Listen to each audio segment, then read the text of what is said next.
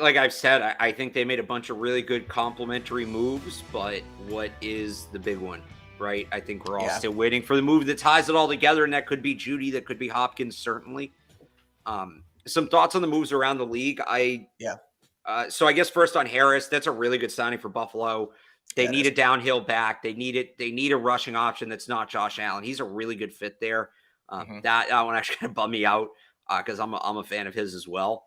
But yeah, I don't think we have the full breakdown on the contract on that one yet, but I'll be interested to see because if it's similar to James Robinson money, I'm going to second guess that one.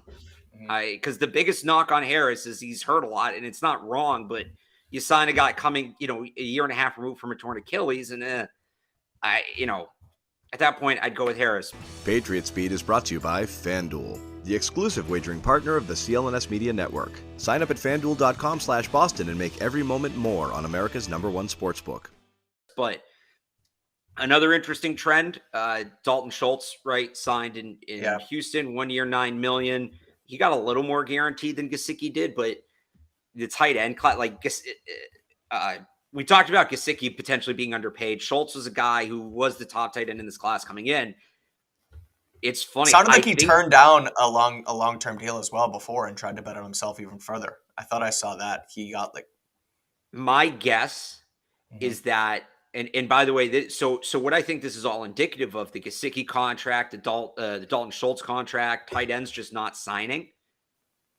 I think the league is as high on this tight end class as we are, right? Teams don't want to pay tight ends right now because they know they can go get one in the 3rd, 4th, 5th round of the draft who's going to be a player. Right. So this is another sign that, as much as we on the outside talk about how much we like this tight end class, the league clearly, it seems, feels the same way. What else was there around the league? And then on the wide receiver stuff. Yeah. If I am the Cardinals or the Broncos, I am pissed at the Texans right now because there it is. Just lower here. Yep. Yeah, Brandin Cooks probably should have gone for more than that. I don't know how much more, but more. Top 150 pick for sure. And the reworked contract as well. So that brings the price further down because it's like, we got to trade for him. We also have to figure out a new deal with him. That's more on our part. So the price to me is for Hopkins, it should come down. And I don't know that they get him for this price, but if Brandin Cooks going for 5th and a 6th with a new contract, I don't know that I'm giving up 46 for Hopkins. Right. Maybe a pick swap, 46 for Hopkins and Arizona's 3rd. And I don't know where their 3rd round pick is. Or off the top of my head. Around 76.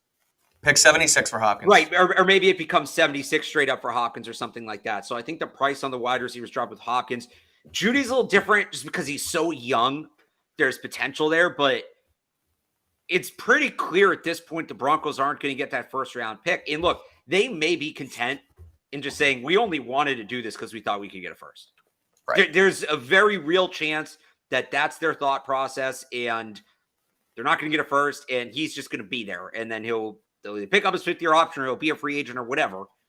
But they're not getting 1st for him, not in this market. So the game of chicken continues.